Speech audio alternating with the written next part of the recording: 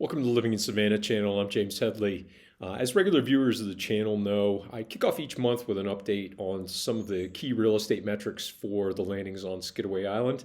If you aren't already a subscriber and regular viewer but have an interest in the local real estate market, I'd certainly encourage you to click that subscribe button now. But in any case, today I wanted to take a slightly wider and deeper view of the numbers beyond those monthly snapshots and share some of my takeaways from the data that should prove useful to a lot of prospective buyers and sellers out there, or at least I hope it will.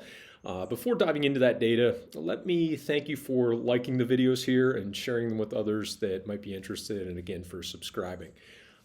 With that said, let's dive right in. I looked at all of this is based upon just the single family home sales. So I've excluded those just small handful of townhome sales within the landings.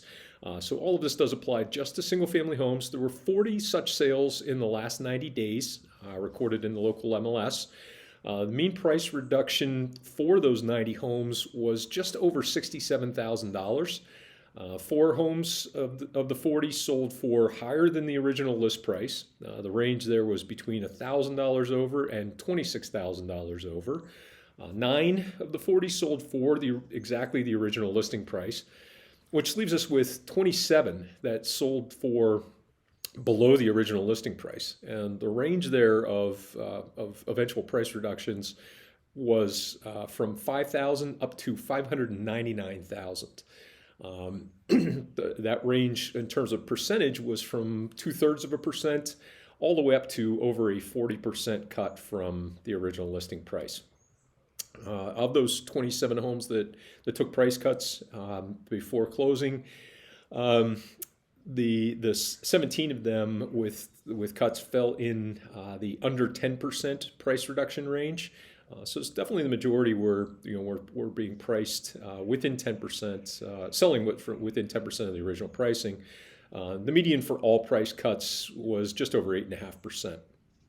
And a last note on these was that the median days on the market for those homes taking a price cut was 26 days from listing to contract, while it was just 19 days for those selling for the original price or higher.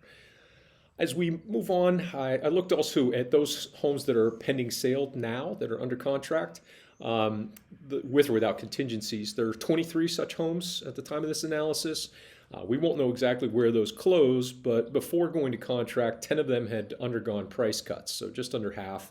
The mean of those cuts was just under $97,000, with the cuts ranging from $15,500 to $320,000 off the original list price.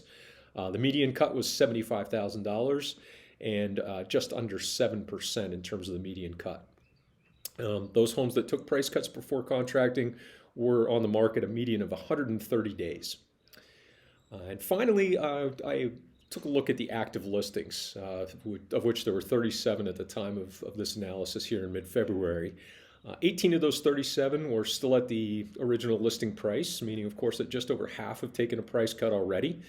Those with no price cut have been on the market a median of 19 days. Those with a price cut, 92 days. And the price cuts range from $24,000 to $200,000, with a mean of $76,000 and a median of $50,000. Just 2 of those cuts exceed 10% to this point, with the median cut falling almost exactly at 5.5%. So lots of numbers there, but what are the takeaways from this data from my perspective?